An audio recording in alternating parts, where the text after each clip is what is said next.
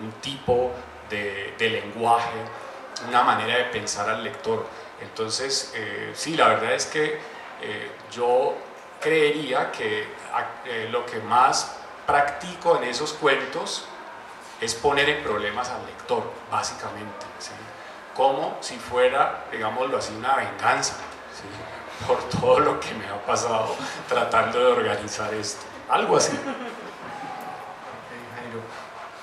Creo que en relación con lo que mencionaba Alejandra de ese proceso, de la carrera y de todo eso, hay un cuento del que tampoco recuerdo el título, pero yo sé que tú sí.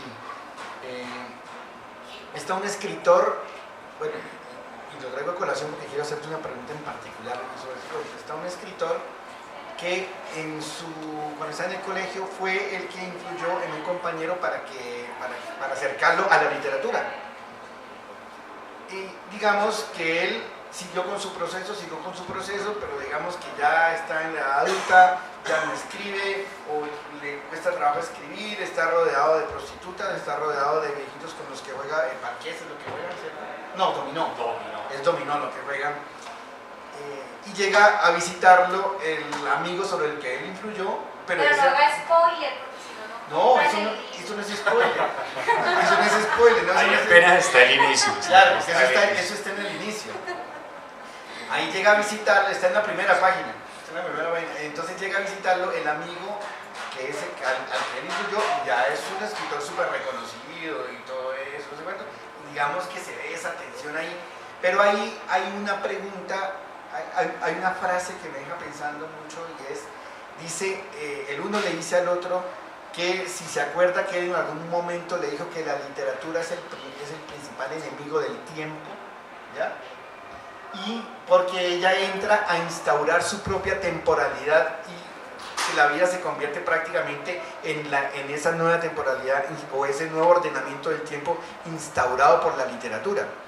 Y quisiera preguntarte por eso, ¿cómo te ves tú hoy con respecto a todo este proceso que ha pasado y cómo ha sido, y para ti eso, es decir, cómo ha sido en el trabajo narrativo de Jaime Andrade, en tu carrera literaria, esa instauración del nuevo orden de temporalidad definido por la literatura?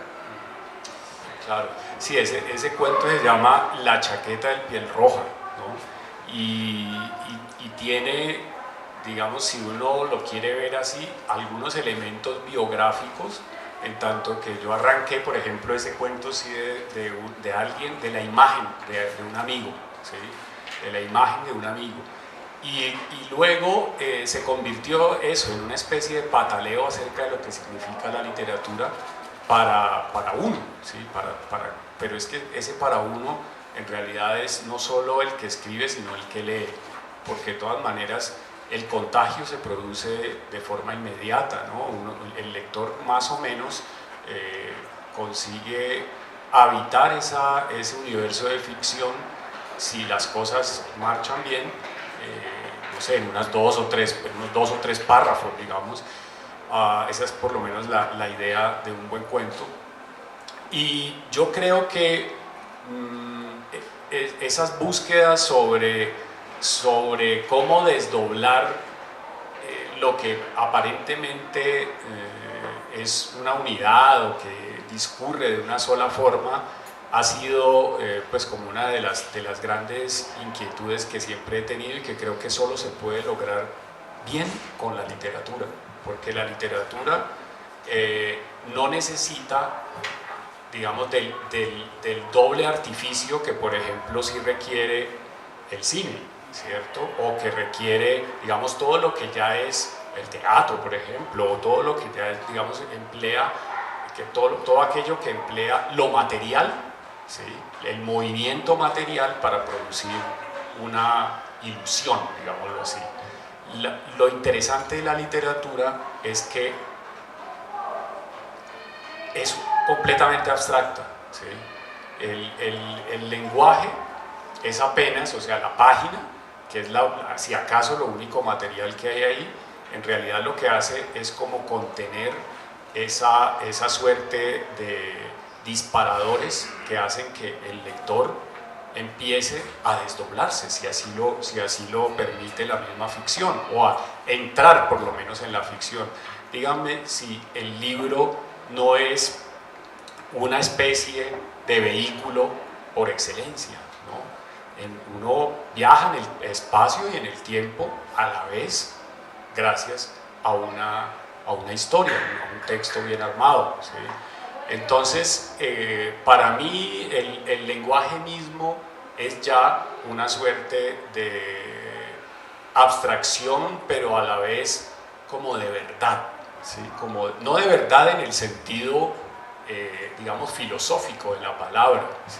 Sino de verdad en el sentido más, si se quiere así, perceptual, ¿sí? En el sentido de la inmediatez, ¿sí?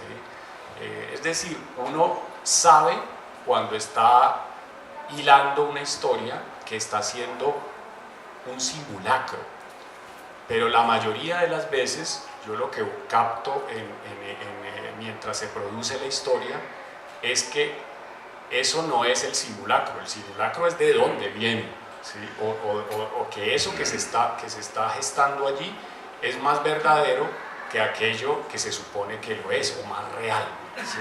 Partiendo de esa suerte de fe ciega, curiosamente, en la palabra, en el lenguaje, entonces es que empiezo, digamos, a situar y a crear unas coordenadas completamente ilusorias, completamente ficticias, pero que, y al menos esa es mi esperanza, pero que dentro del sistema que ha creado el texto, pues consigan esa suerte de transformación, de vínculo profundo con el lector.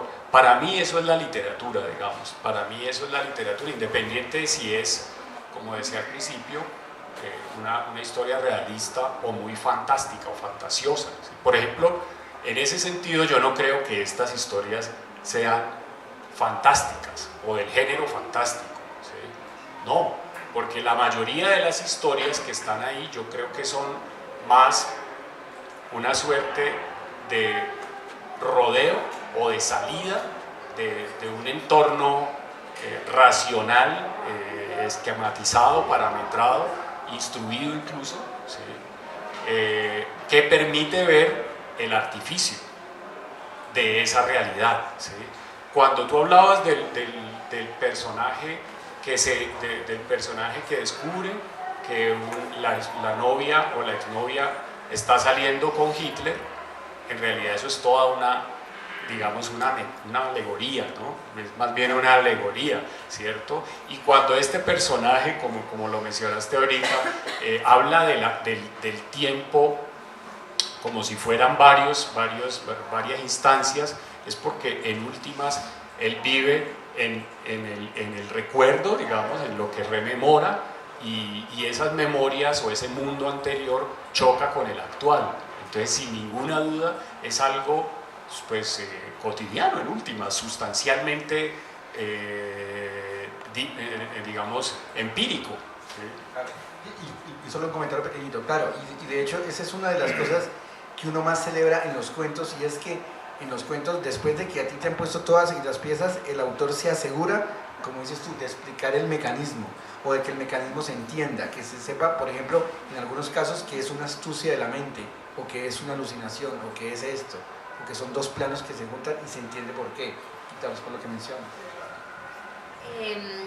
Yo quería como, y te lo dije por teléfono, antes de sentarnos acá, hay una particularidad